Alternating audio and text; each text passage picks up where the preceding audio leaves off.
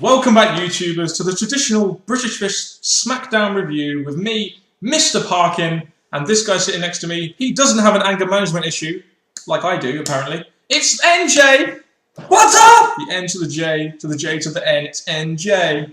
What's up? Of course, make sure you guys subscribe up above, like this video, and comment your thoughts on Smackdown down below. Make sure you contact us in the links in Scooch box below. And NJ, who are we?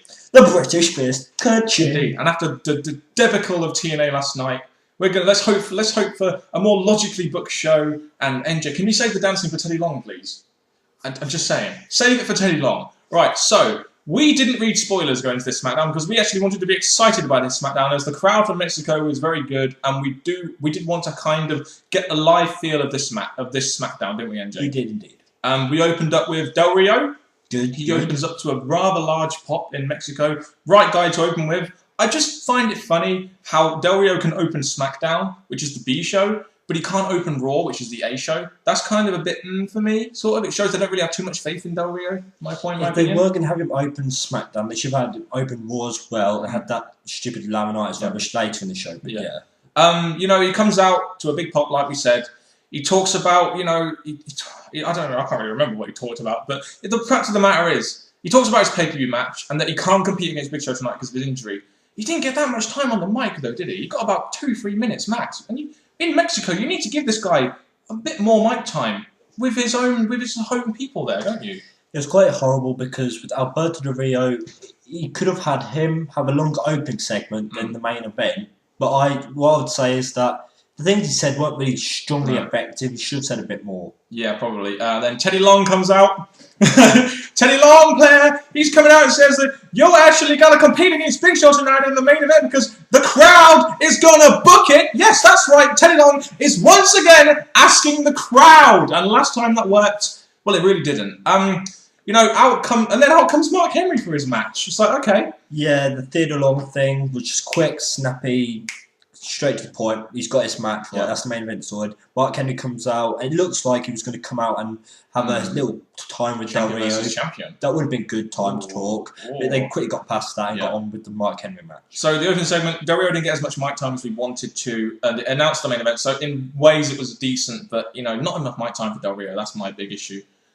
We then get Mark Henry versus John Morrison, because Mark Henry pinned John Morrison. Oh, sorry, Job Morrison. His name is now Job Morrison. You know what this segment was for, don't you? It was just to make Mark Henry look strong, to do that World's Strongest Slam again, and it did that. It makes him look strong against John Morrison, I guess. All I'm going to say is that week after week after week, don't expect any different from John Morrison. No, he's going to be buried alive. He's going to be buried alive, Job Morrison. You know, it makes Mark Henry look strong against someone who's not booked to the pay-per-view, so I don't really mind too much about that, even though I'm kind of just wondering why they're burying John Morrison so much when they could do so much more with him. But, you know... again, it's doing his job for Mark Henry, who's got a match at the pay-per-view. Exactly, and who has more importance at the moment, Mark Henry or John Morrison? John Morrison. Mark Henry. Mark Henry, exactly, so there we go. Teddy Long in the backstage segment, he books 2 matches for the pay-per-view. Sheamus and Christian, makes sense as they're feuding. And Zack Ryder versus Dolph Ziggler for the US title. Last time we looked, it seemed like Mason Ryan was getting into that title picture, but Ryder versus Ziggler, do we really want to see this? I don't.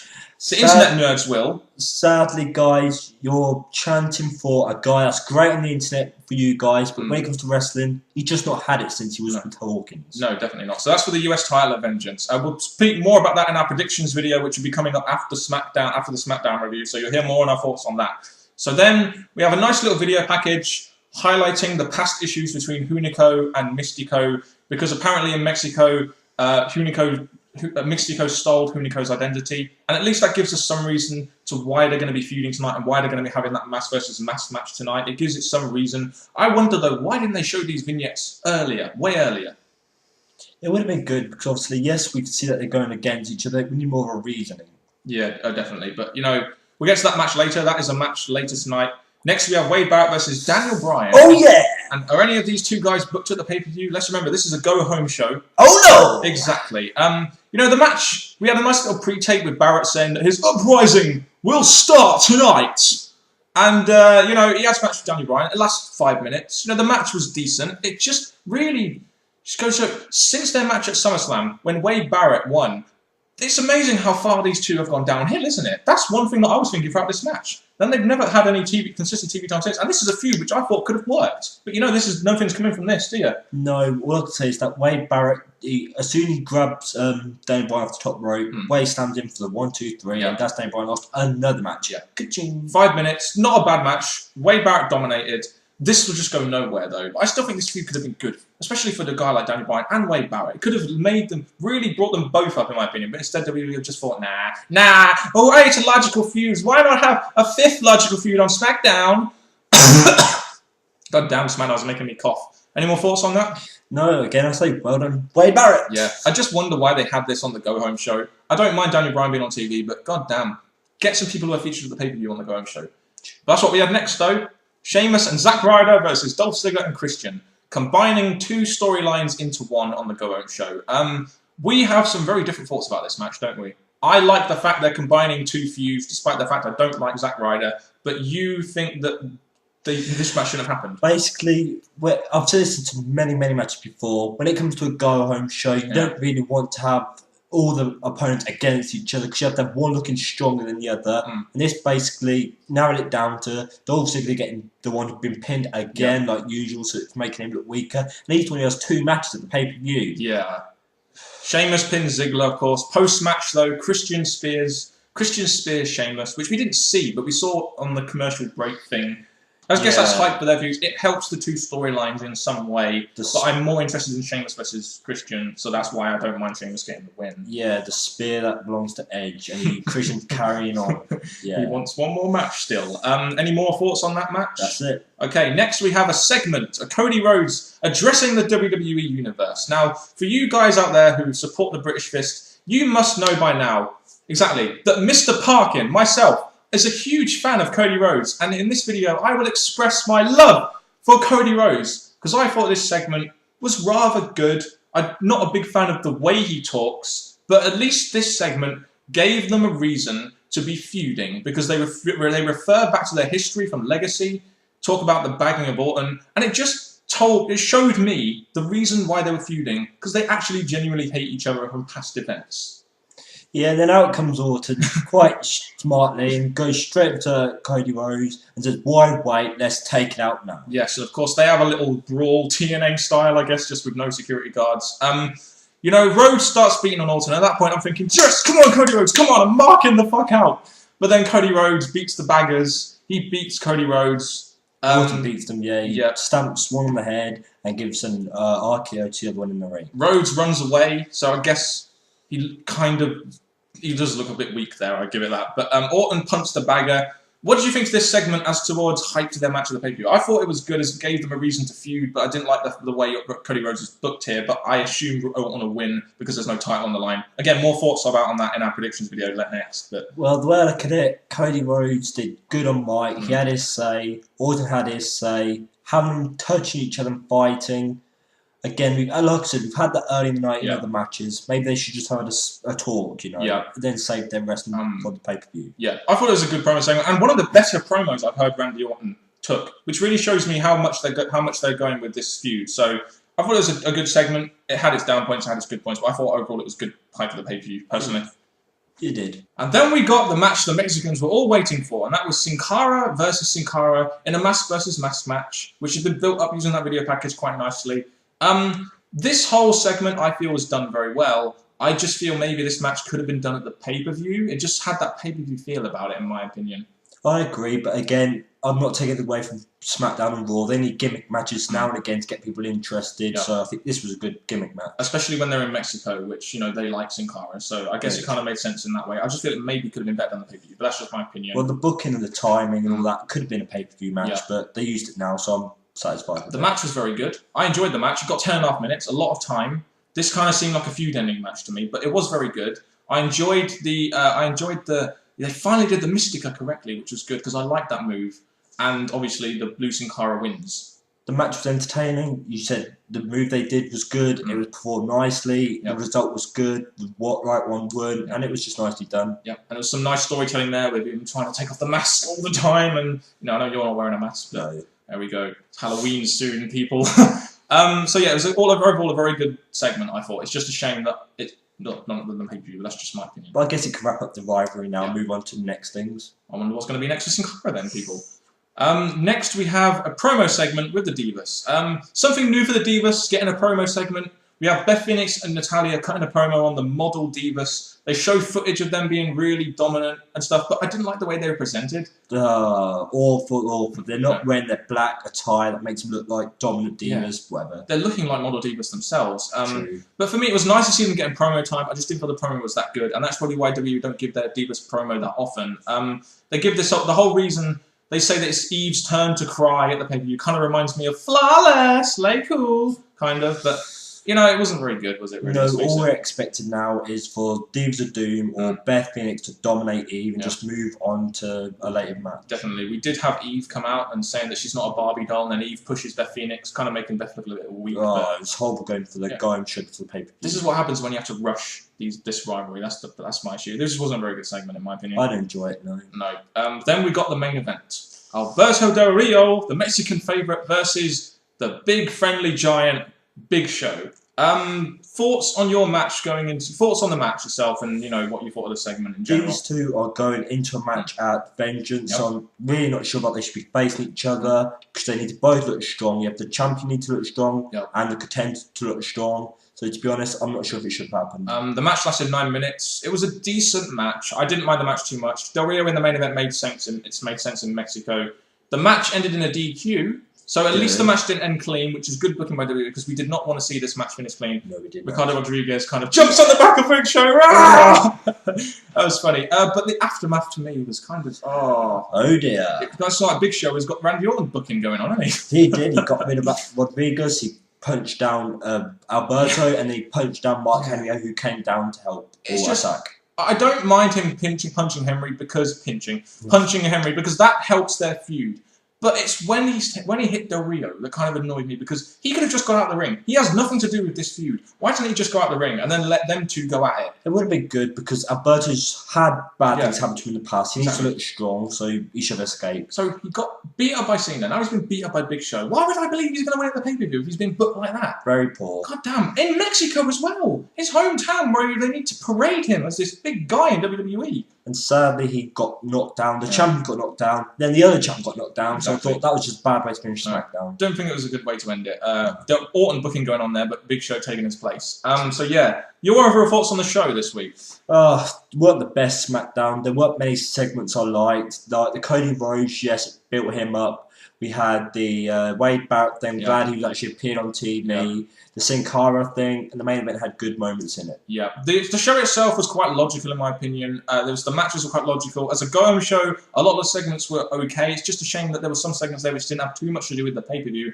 I thought itself, I can't give this show much more than a C because of those little glitches there, but I kind of liked some of the segments. Cody Rhodes Orton I thought was very good. The Sin Cara segment was very good. It was a decent SmackDown. It's just a shame I can't give it more because it didn't really go the extra mile, in my opinion. No, it didn't. But all I can say now is tune into our next video, which is going to be attached to this, our Vengeance preview, and we'll talk to you again soon. And put your comments on SmackDown down below, of course. And now, after that, it's time to do our Vengeance prediction / preview video. Talk a little bit about the build first. One thing I want to say here is that we had the first week of a 3-week build pay-per-view, the whole walkout thing. So really, essentially, we've only had 2 weeks of build, haven't we? So they've had to do things pretty fucking fast, haven't they? Even though we got 8 matches on the card, they've had to do things very, very fast. I've heard 2 weeks build before. I've heard of it. Hell in a Cell. Yeah. 2 weeks build. 2 weeks build. And that was a good pay-per-view. Actually, it wasn't a bad pay-per-view. It turned out pretty good. So the build's been, for you, I guess. It wasn't. Some of the matches have been built quite well. Other matches haven't. We haven't. We'll get onto them now. We will definitely get onto it. The match we care about probably the least is going to go first. That's Beth Phoenix versus Eve Torres.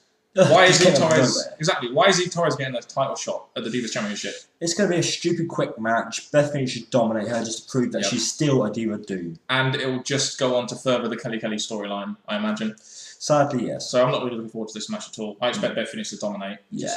At least she'll be dominating a match and not winning by cheating. She needs to. The next match we have on this card is Dolph Ziggler versus Zack Ryder. Dolph Ziggler, is he wrestling 2 matches at this pay-per-view? Yes, he is. Why has Ryder got the title shot? I don't understand. Last time I looked, it looked like Mason Ryan was going to be getting this title shot. Why is Ryder getting a title shot at the pay-per-view? Why not just have Dolph Ziggler in the tag team title match and leave it like that? Mason Ryan, I guess, he's just recently came back, so I think they're going to try and build a bit more, but he does deserve it more than Ryder. Yes, and you know we hate Zack Ryder here. We don't really understand why he's getting the title shot. Like I said, just keep him in the tag match and leave it like that. I like the fact he's defending the title, but I'd rather just see him not against Ryder and just put in that tag match. The way I look at it, he's got 2 matches. Yeah. He's bound to lose one of these 2. I'm thinking it's going to be a tag match. He's going to win the title. Ryder is not going to win the US title. It's not going to happen. I hope it's not going to happen. If it does, we will riot. Air Boom versus Jack Swagger and Dolph Ziggler. Well, that's Air Boom, really, isn't it? Air Boom all the way. Keep them pushing further to whoever he's going to face next. We've seen them in a couple of tag team segments, so I guess this kind of makes sense. It's continuation, but Dolph Ziggler in 2 matches on a pay-per-view. Really? It kind of reminds me of what they used to do with Chris Benoit and Kurt Angle in the early 2000s. Yeah, so I'm guessing with Dolph being injured from the match before, there's a big chance that he could be weaker for this and give Air Boom the extra upper hand to win. And could this be the time we see Dolph Ziggler and Swagger ringing apart, maybe? Not just yet, but it could be a possibility. Should be a good tag match, though. I look forward to it. Just not the build. Next, we have a Smackdown match. Christian versus Sheamus. Exactly. One more match. I want my one more match. No, my one more. Exactly. Hopefully Sheamus will shut him up. This is a match continuing on from Hell in a Cell. It's continuing the build from Sheamus, so Sheamus should definitely win this. This is Christian helping Sheamus to get the wins, to look good, so he can go on and face Mark Henry at a later date. Which is exactly what a former World Heavyweight Champion should do. Help the guys lower down the card after he loses the title. And I like this feud, and I think it's going to lead to Sheamus winning the title down the line. So. And an example of a ex-World Heavyweight Champion helping a other star, we'll get to that later. Oh, another example. Cody versus Orton. Are we talking about here? The next match. Cody Rhodes versus Randy Orton. Intercontinental title not on the line. Kind of shows me that Orton might win this match. It looks it's going to be, yeah. Because for first match, I don't think Orton's really going to want to lose his first match against Cody. Definitely not. They have a lot of past history, and they did play on it on SmackDown. This feud, to me, has been built up quite well. That's probably because I'm a Cody Rhodes mark. I expect it to be a good match, because we know these two can both work in the ring. But I expect Orton to win. Even though I want Cody to win, I think Orton will win, just because it's not a title match. And later on down the line, they'll have title matches, which I think Cody Rhodes will win. Somehow, yeah. So the way I look at it now is, it's going to be about Orton helping Cody to look good against main eventers. Yeah. Next, we have Awesome Truth versus Punk and Triple H. 2 guys that were feuding about 5 weeks ago, are now teaming up. Kind of like Hogan and Sting on TNA, isn't it? Yes, it is. Thoughts into this match. I think I'm looking forward to this match quite a lot after that Raw segment. Well, I'm looking forward to this match for a few reasons. Number one, you have the whole Triple H getting revenge on Awesome Truth for getting involved in all those matches. And then also, the fact is that this could be a good time, if it's quite hard to see happen, but maybe Punk and Triple H will put Awesome Truth over if they can stay together. Maybe. And I have enjoyed Awesome Truth's work over these last couple of since they've been together, so I expect Punk and Triple H to win, just because it's Punk and Triple H. We know they probably will win, but I do expect a good tag match, as this feud is actually quite good. Cody's from Hell in a Cell, so I can see it going either way, but I think it's more likely to be Triple H and Punk. Mark Henry versus Big Show for the World Heavyweight Championship. Mark Henry all the way. Mark Henry definitely all the way. Big Show, I mean, it's a logical feud, isn't it? With Big Show returning from injury, it's kind of saving the time for when Sheamus gets into the belt. So Mark Henry will be winning him, and he'll probably go on and face Kane at the next pay-per-view or something like that. So I expect Mark Henry to win this match. And it should be like, you don't really expect much from 2 big guys, but it should be a big dominant match between the 2. Definitely, I do look forward to this match. Same here. One match I'm not looking forward to is the match that WWE will probably put as their main event. And that is John Cena versus Alberto Del Rio in a last man standing match. You know why they've given it a last man standing match, don't you? Because obviously it's making you think that Cena's got it in his hand. Exactly. But we feel that Del Rio is going to win, because they're going to set up a Del Rio and Punk feud afterwards. And I was saying to this, the way I look at this is that you've seen video package of Brodus Clay on Raw and SmackDown. So I'm thinking, maybe for a one-off thing, Alberto's got Brodus Clay to reunite with him to help him keep Cena down. It's an interesting concept, NJ. Do you know what? This hasn't been built up very well, in my opinion. Del Rio has been made to look like shit by Cena. I'm not really looking forward to this match. It could be a good match for last man standing, but I expect Del Rio to win, and Cena and Rock to develop, and then Del Rio and Punk to have a feud. Two interesting feuds on Raw that could happen because of this, so I expect Del Rio to win. And when Alberto wins, it should end the whole John Cena and Alberto thing and move on to other wrestlers. And get John Cena out of that fucking title picture like Randy Orton has done on SmackDown. True, yes. This pay-per-view, even though I don't think it's the best pay-per-view, the card doesn't look too bad. There are some matches I'm looking forward to. It could be a good pay-per-view if WWE do things correctly, I feel. we didn't think Hell in a Cell was going to be a good pay-per-view, but they surprised us with that. So I think they could do the same with this. Yeah, definitely. Any more thoughts on this? That's it. Okay, make sure you guys leave your thoughts on Vengeance down in that comment section below. I have been Mr. Parkin. This guy sitting next to me has been NJ. What's up? And we will see you guys soon. Thank you very much for watching, and goodbye.